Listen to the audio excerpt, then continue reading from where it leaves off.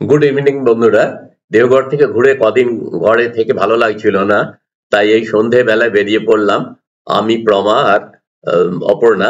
আমি royal Enfield মিটিয়র নিলাম, প্রমা নিল স্কুটি, দিয়ে আমরা বেরিয়ে পড়লাম। কোথায় গেলাম দেখো, কৃষ্ণসায়ের উৎসব প্রাঙ্গণ। বর্ধমানের রাজা 1691 খ্রিস্টাব্দে 33 একরের এই লেক, বিরাট লেক, এটা তৈরি করেছিলেন। এখন এটা পার্ক হিসেবে ব্যবহার হচ্ছে। জিটিওর দিয়ে গোলাপবাগ দিয়েও ঢোকা যায়, আবার এই দিক দিয়ে টাউনের ভেতর দিয়েও ঢোকা যায়। কৃষ্ণসায়ের সাইডটা কি সুন্দর সাজিয়েছে দেখো।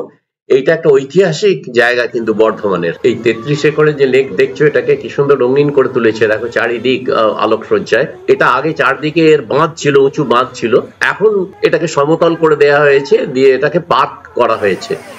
আর এই ফোয়ারা দেখার মতো ফোয়ারা, এখান থেকে তো মানে সবাই ভিড় করে দেখছে, এখানটা তো দেখার মতো। আর দেখো এখানে আলো দিয়ে কেমন সাজিয়েছে। আমরাও এই দেখতে দেখতে আলোর মেলার মধ্যে দিয়ে আমরা এগিয়ে চলেছি।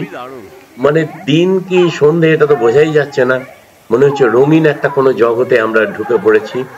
দুপাশে আলোর মেলা, আর দূরে ওই যে দেখছো জল, জলের ওপারে আলো, আলোয় আলো, আলোকের এই ঝর্ণা ধারায় ধুইয়ে দাও।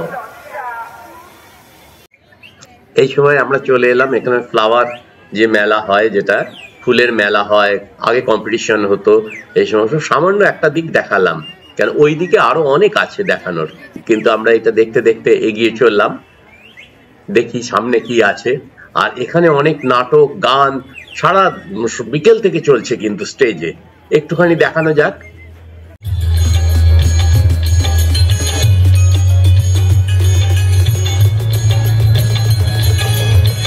ডান দিকে দেখছো সৃজনী, এটা হচ্ছে আর্ট গ্যালারি, দারুণ অপূর্ব ভেতরে যা জিনিস আছে। কিন্তু আমরা ভেতরে গেলাম না, আমরা মেলার বহিরাঙ্গর কিছুটা দেখানোর চেষ্টা করছি। এই দেখো এখানে কাঠের কাজের সমস্ত স্টল এসছেন, এই যে বাইরে থেকে এই ব্যবসায়ীরা আসছেন, এখানে মেলায় অনেক বিক্রি হয় এখানে। কিন্তু এখানে দেখো ওই কার্পেট দেখতে পাচ্ছ, ব্যবসায়ীরা এগুলো আনেন।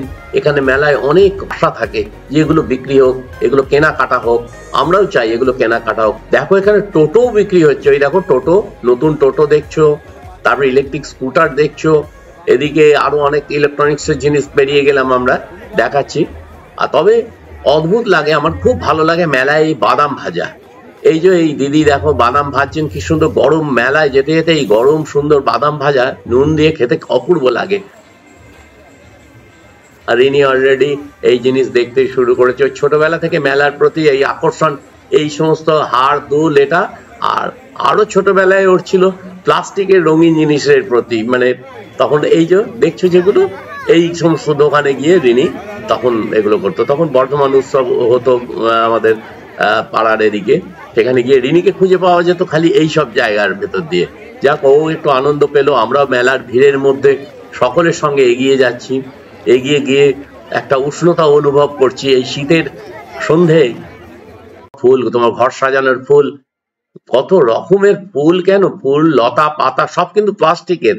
আজকাল এটা চল হয়েছে যে এটা থাকবে সুন্দরভাবে। দেখো আবার সোয়েটারের দোকান, এই আস্তে আস্তে এখানে এটা সমস্ত গৃহস্থালী জিনিস। চলে এলাম পটারিজ, এই দেখো কত কাপ, মানে এরা কিন্তু সেট করে দিয়েছে, একসঙ্গে 6টা করে বেঁধে রেখেছে একদম সেট। আর ভেতরে যদি যাও সেখানে আরো, এখানে দেখো নাগরদোল্লা, নাগরদোল্লা বলে, গাড়ি বলে, রেল বলে, হ্যাঁ আগে কি ব্রেক ড্যান্স এইসব বলতো, ওই দেখো এরোপ্লেনের মতো বলে। এইগুলো ছোটবেলায় নিনি খুব চড়তো এগুলো।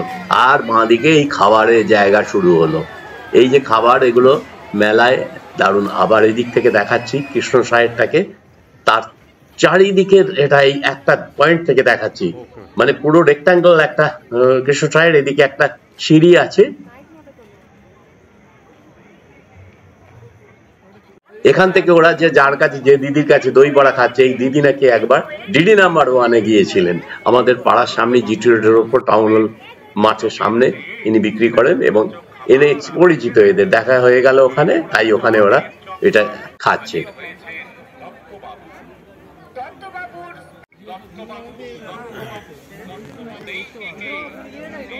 আবার ফুলের মেলার সামনে যাওয়া হলো, ফুলের মেলার সামনে ছবি তুলতে হবে। এবার রাত্রি হয়ে যাচ্ছে, আমাদেরও ফেরার ব্যাপার আছে, কিছু ছবি তুলে নিই। 3 জন ছবি তুলে নিলাম, যেমন হচ্ছে যেমন পারছি তেমনই ছবি তুলে নিচ্ছি আমি আর অপর্ণা এখানে। এই দেখো কেমন লাগছে দূরে ওই জল আর ওইদিকে চারিদিকে কৃষ্ণসায়ের। অপর্ণার একার একটা ছবি হয়ে গেল। এইবার গেটের সামনে আমরা এগিয়ে আসবো, ছবি তুলে ফেললাম। বন্ধুরা, এই 5 মিনিট 39 সেকেন্ডের ভিডিওটা যদি তোমাদের ভালো লেগে থাকে তাহলে লাইক কমেন্টস করো, আর যারা নতুন তারা চ্যানেলটা সাবস্ক্রাইব করে দিও।